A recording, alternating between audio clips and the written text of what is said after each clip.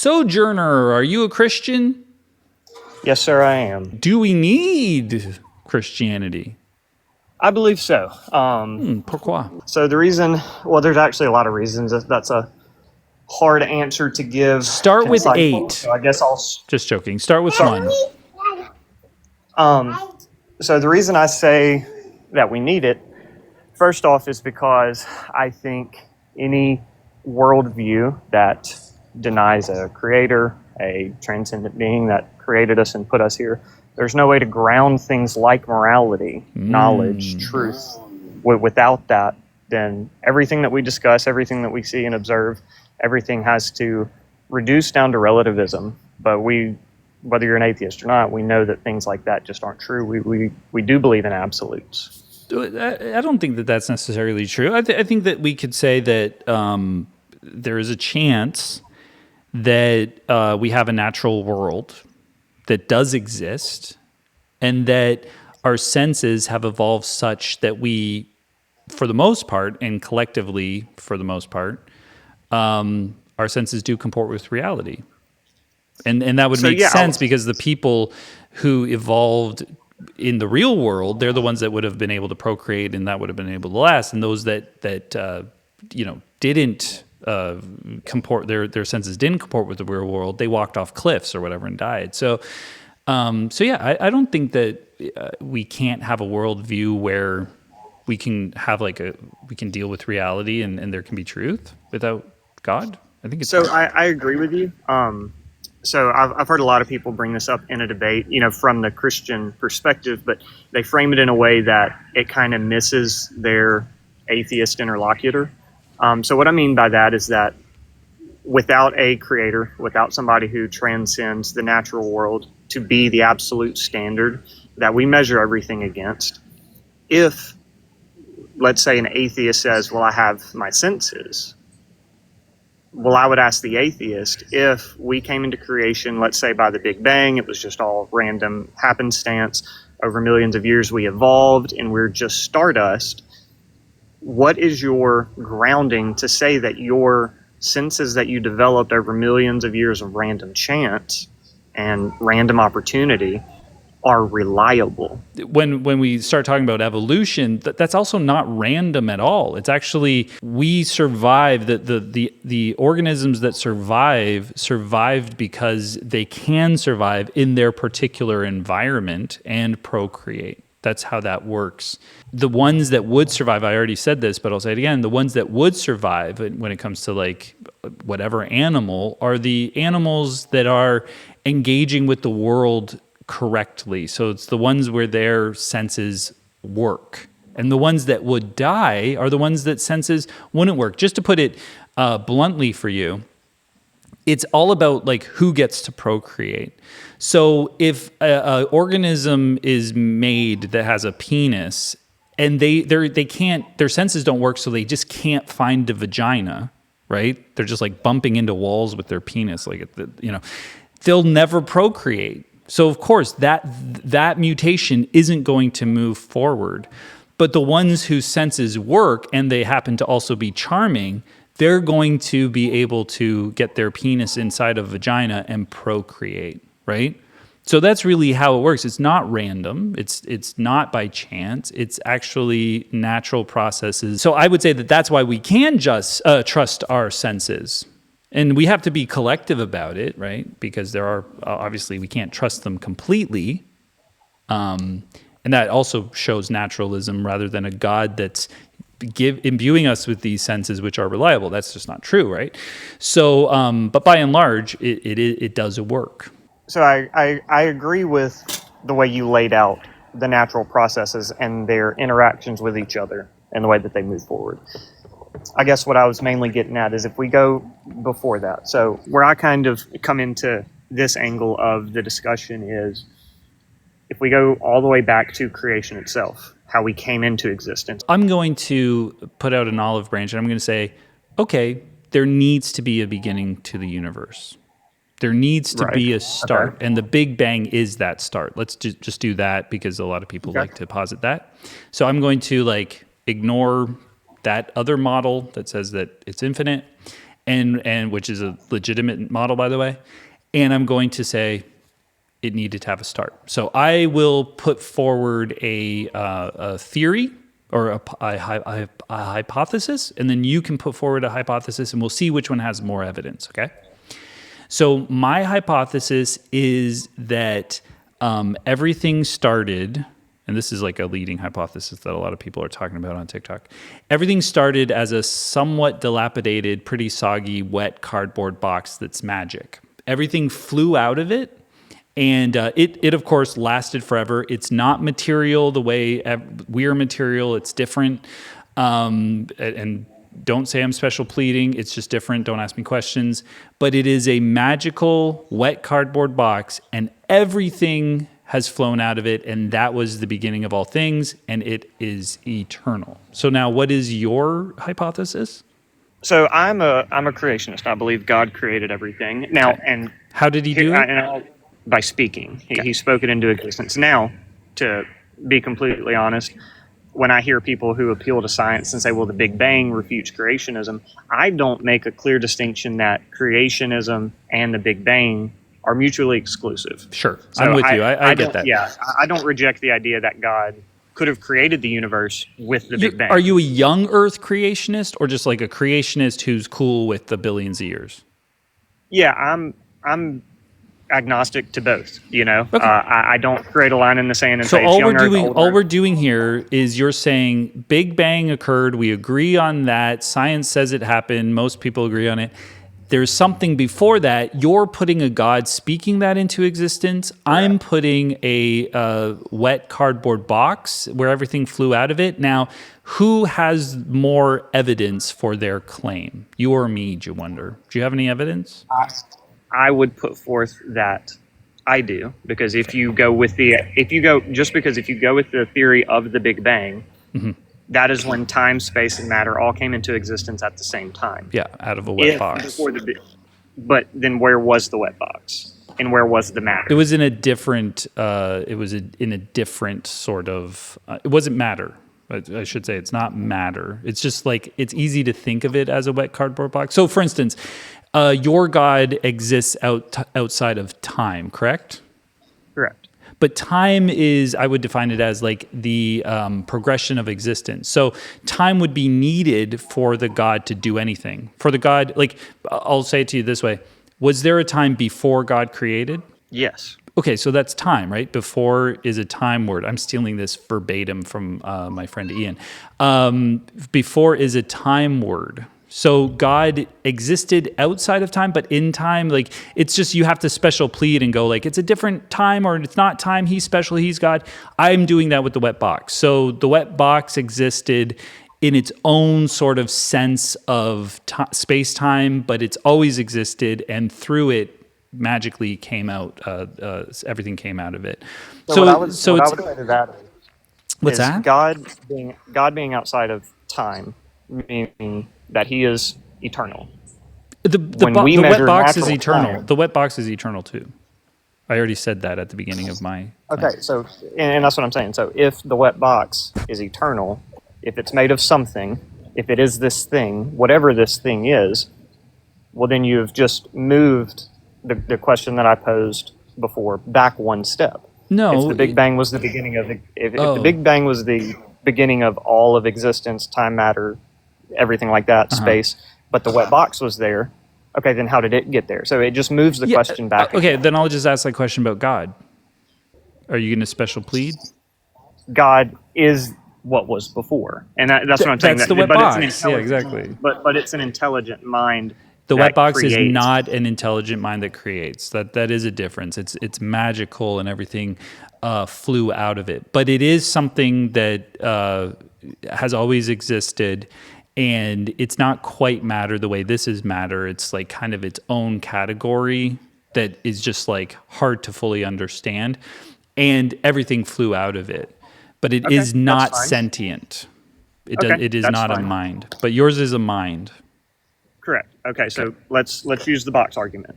Let's put it in the place where I put God's existence, everything like that. There's the box. Well, we're looking for the evidence, Everything. right, for God, right, versus the box. We're so for this conversation, the way it's gone, because I think it'll stick more to the way this conversation's been. You'll argue from the box position. Yeah. I'll argue from the God position. Mm-hmm. Everything flies out of your box. Creation exists, time, space, and matter. Yep. But now morality.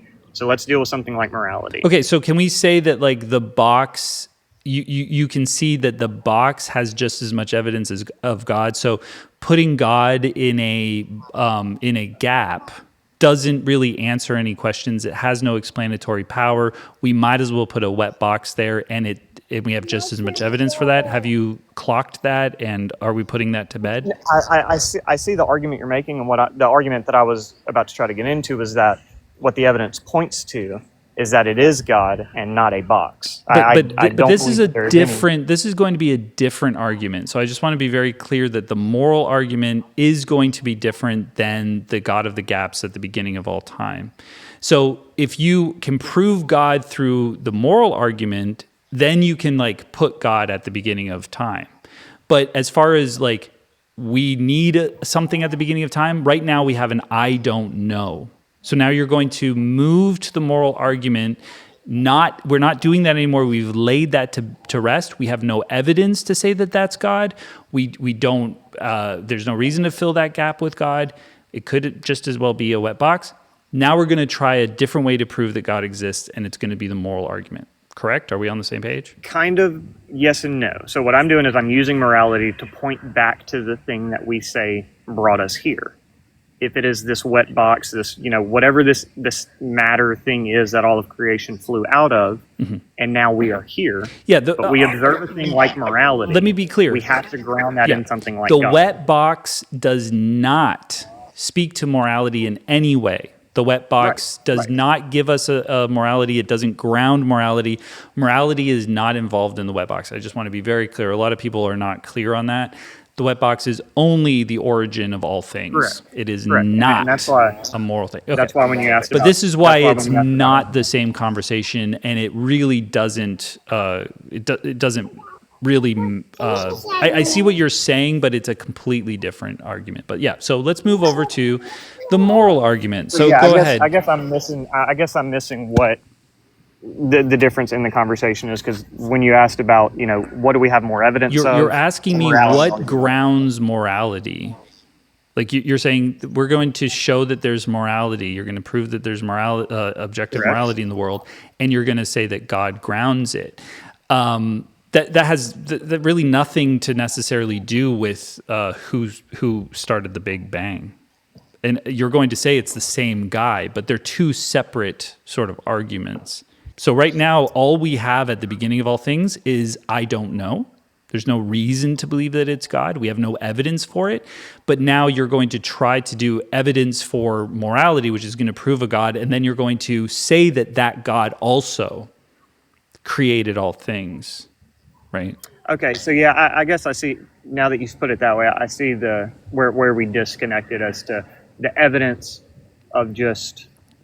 But I'm splitting hairs. I'm splitting hairs here, by the way. I'm not that bothered by it. So let's do the moral argument, and that's going to prove God. So I'll let you take the lead on this.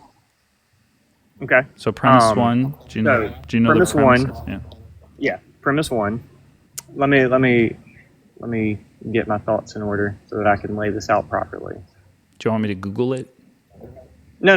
Because I don't care to use a pre-formulated argument. So, for morality to be absolute, there has to be a God or a being or something that we measure outside that is absolute, the measuring rod. What do we mean by morality. Absolute, real quick? Universal, not subjective. So like an objective, so like stance independent, it exists the way like a tree exists on my front yard. Correct. Inside of morality, there are things that are absolutely good, absolutely evil. Okay. Without something. So for that to exist, there needs to be some sort of absolute standard. Something that transcends the beings that interpret it for it to not be subjective. Okay. Morality does exist, and we would agree that it is absolute, therefore God exists. Well, okay, so there's a couple things. one, the conclusion actually doesn't follow, because God doesn't have to necessarily be the grounding, the absolute grounding. Like if you could prove that, let's say, and I don't really want to run this argument, but some philosophers have like said that logic could be the foundation for morality, the laws of logic, for morality. Sorry, Logic can't ground morality. The three laws of logic are the law of identity, the law of excluded middle, and the law of non-contradiction. Those don't apply to good and evil, because a thing can be good or evil and not violate the laws of logic. Right. So, but let's just say that if there was some sort of way that I could use logic to ground morality, then we wouldn't need God there. We just need an absolute grounding. You're shoehorning God in there. You need God to be in one of your premises for that to be the conclusion. Like you know, just to make it like, is it a sound or valid argument? So you need to say that like the only way we can have objective morality is if God grounds it. That is correct. Okay. That is correct. So That so you just have to put God there. Yeah. I would say that even if there is a God, he's not necessarily grounding morality in any meaningful way. He could be an amoral God or an evil God. So just because there's a God doesn't mean we have morality. Morality could be a human construct responding. Like, think about the creator of Grand Theft Auto, right? For them, they're kind of amoral. They go, these are just like avatars. These are just like non-playable characters, whatever. You can beat them up, shoot them, assault them. I don't have any moral qualms about it. But the characters in the game, if they were sentient, they're like, fuck, I hate this. I don't think it's good to sexually assault someone in a car or to do a car theft. My friend got shot the other day. I hate this. And so they come up with this concept of morality. That could be the world we live in. I guess what would be helpful is if, outside of any denomination or worldview, is if you and I agreed to a definition for when we're speaking about God, whoever this God is, whatever it is, to have a definition of that God in place of it. I was just like having fun with this. I'll be good. I'll say your first premise is the Christian God is required for objective morality. The second premise is we do see objective morals and duties. Third premise, the God must exist. You just have to prove the second premise. That we do observe objective morals, moral duties, and whatever. Okay. However William Lane Craig says it. Yeah. Okay. So what's the evidence? When you look out into the world, if somebody, say, goes by school, kidnaps a small child, mm-hmm. and then abuses them in those horrible ways, mm-hmm. is that objectively good? Or is it subjectively, or is that objectively evil, or is it subjectively evil? So you're asking me to use my subjective perspective to have a stance on some behavior. Is that act subjectively or objectively evil? Since I am using my subjective stance, I have to say that it is my stance that it is evil. Okay. Right. So I don't know that it's objectively evil, because it would have that evilness somehow would have to exist objectively, stance independent, and I don't know how that's possible. So I would say that, like, for me, like I won't ever think it's good. I don't think it's relative. I don't think at a different time it would be good. I think from my stance it is evil, but I know that that's subjective because I'm a subject and I'm making a stance. Right. And that's fair. Like, I'm not going to try to, back you into a corner and do a gotcha thing.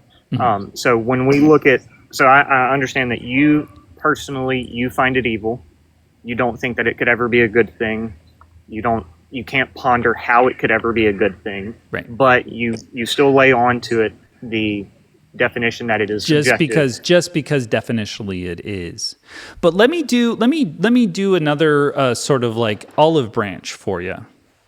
I'm going to say that because I'm so horrified by this behavior, because it makes me so sick to my stomach subjectively, I'm going to say that what I think you're doing is the evidence for it being objective is in how I subjectively think of it. Is that not where you're going with this? So to say it another way, my moral intuition tells me Correct. that this must be objective and objectively wrong. Therefore, we're going to follow mine and your intuition and our stances in order to make Right. the claim that it's objectively immoral. Correct. Correct. Okay.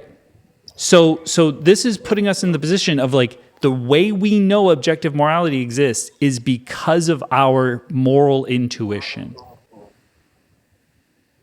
Correct. Because not only that, but I would pose it to anybody to come up with any type of scenario, circumstance, or environment where that is a good thing, where it could ever be. Yeah, it's good. always awful. It's always awful. Now, this is what happens that is problematic for your worldview, is that I'm going to take that, first of all, I'm going to take the word Christian out of the first premise because it's not true that it has to be a Christian God. It has to be God.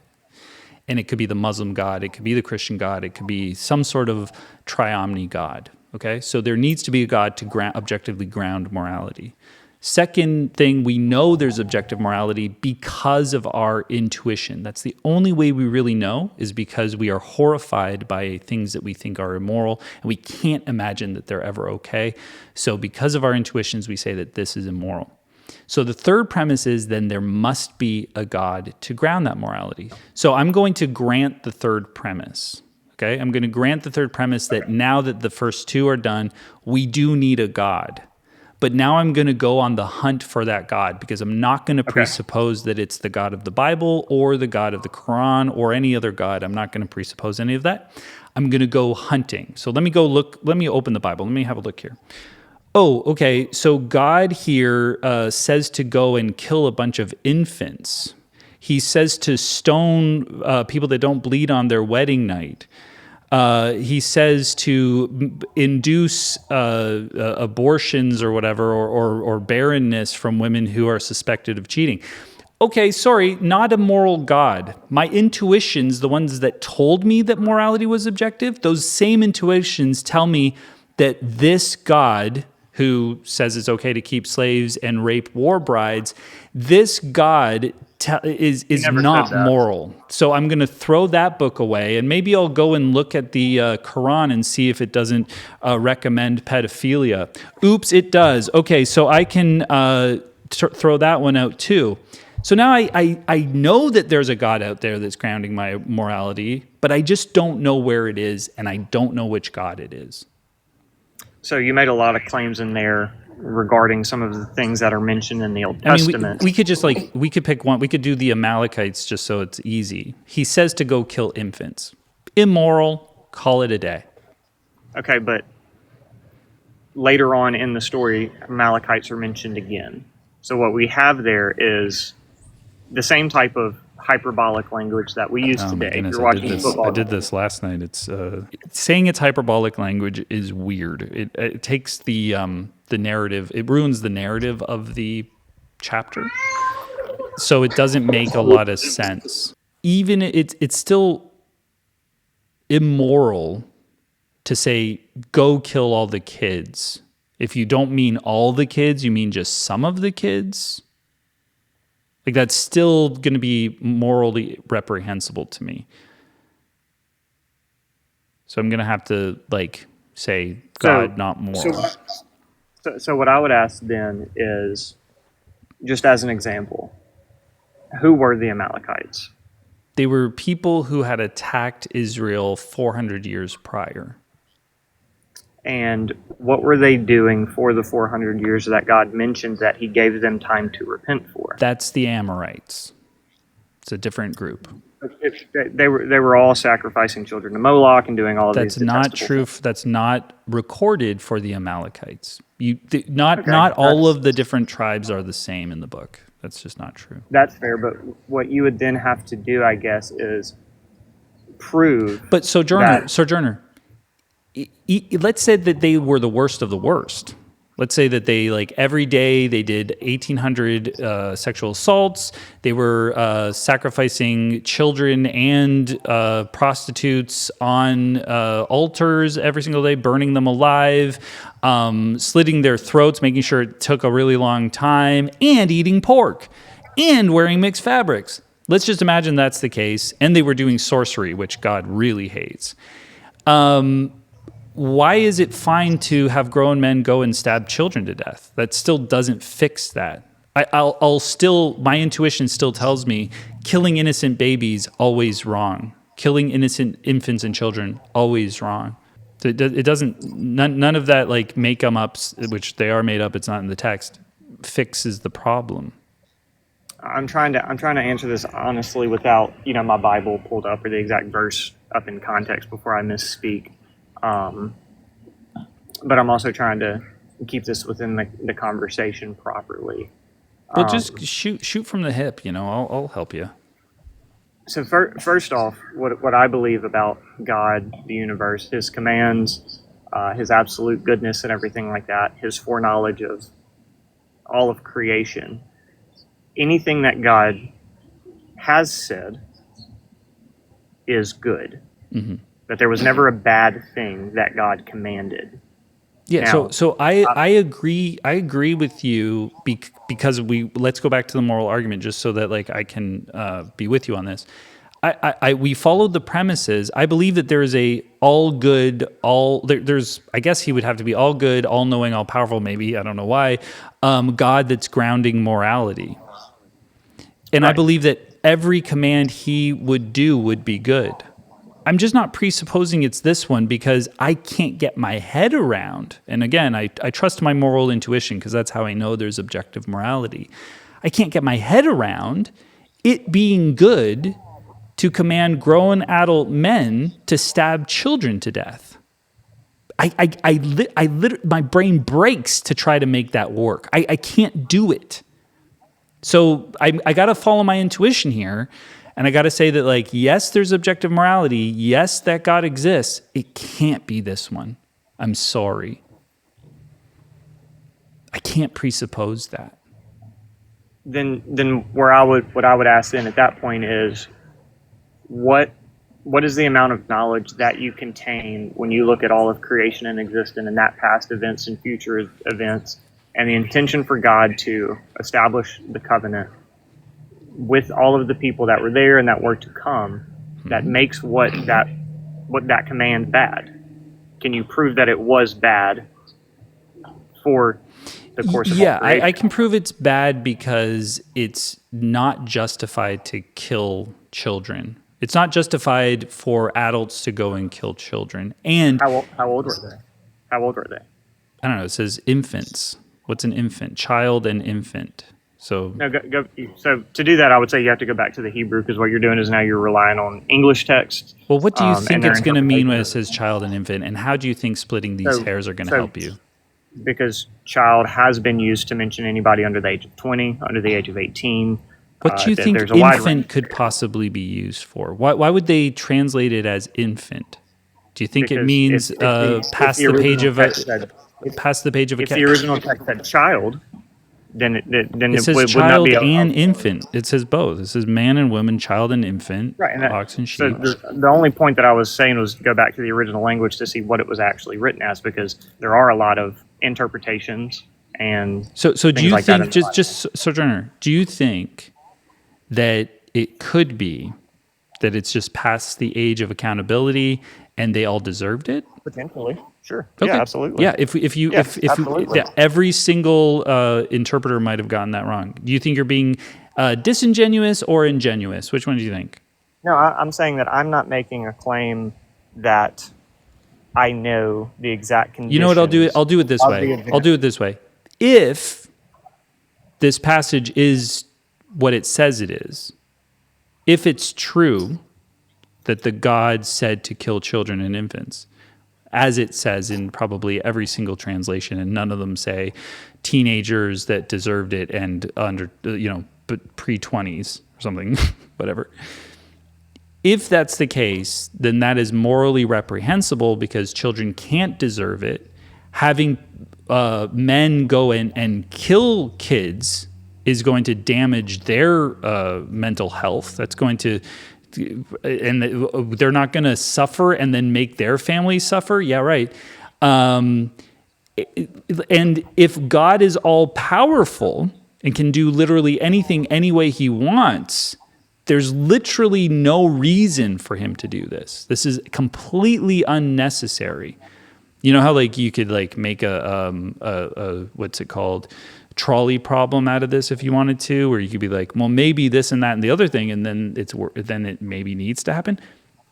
With God, there's no trolley problem. He can do anything. He's all powerful. So I would have to say that like if that is true, if the narrative of this story is true, this God is not the grounding of morality because it's an evil God. So I have to go look for another one. This isn't the one. Intuition. I'm basing that on my intuition. But I can trust that because that's how I know there's objective morality. I'm trying to process all of that too. So Mezzo sent me, my best friend Mezzo sent me the word because I'm too lazy to look it up. And that they use for infant, and it's olel. It's olel or something from, I don't know, this is all scholarly, but it says a suckling, babe, young child, infant, little one.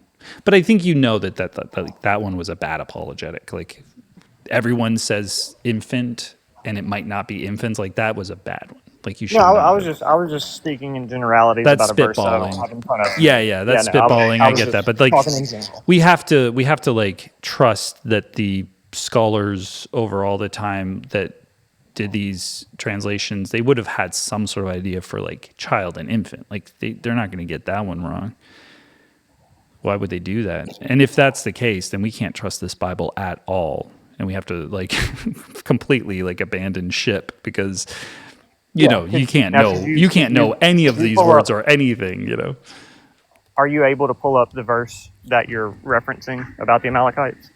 Yeah, 1 Samuel 15:3. I'm just saying I don't have it committed to memory, so. So I've got this in all English translations just for fun. So I'll read all the versions of child and infant that there are. It says, and this is like KJ, ASV, AMP, you know, you get it. This is on Bible Hub. Infant and suckling, child and infant and suckling, infant and nursing babies, infants and nursing babies, children and infants, children and babies, children and even their babies, infant and suckling, child and suckling. These are all you get what I'm doing? This is all the translation. Children and little babies. 1 Samuel 15. What's that? Are you sure you have the verse? I'm looking at 1 Samuel 15 and I'm not. It's verse 3. Finding. Verse 3 is the specific one, yeah. They're children and babies, infants and nursing babies, child and infant. There's some of them that are a little longer. What's the EXB? Children and small babies, both man and women. Infant and suckling, infants and children. Like, there's no reason to think this might be teenagers or 20-somethings. Infant and anyway, you get it. All of them are the same. Oh, this translation says fully grown adult men who deserved it. Oh, well, I guess you're right. No, I'm just right. So, but you get what I'm saying. So, like, let's like try. Let's do this, Sojourner, so that you don't actually have to deal with this right now because it's actually really impossible, and we don't need to see you bend over backwards to try to make killing kids okay. But let's say that like 100% a God who's all powerful said unnecessarily to go kill a bunch of kids, even though he could have done it any other way he wanted to. That's immoral, correct? No, not necessarily, no. But you can see how my intuition would tell me that it is. Maybe I can grant that your intuition says that, but that doesn't mean that is true. Yeah, well, we used my intuition when I was thinking about the sexual assault on the child, and my intuition was right because when I said that was objectively morally wrong, and that's how we know objective morality exists, I was right there, right? Yeah, but we weren't basing all of objective morality based on your intuition alone. Just that the fact that we're we are basing going it to say on that there human is. intuition. That is Correct. literally why we know there's objective morality Correct. is because of human intuition. And so my human intuition tells me that like if I were to picture a grown man, and I don't actually want to picture this, but he is about to molest a child, just the implications of that makes me cringe. It makes me sick. It horrifies me.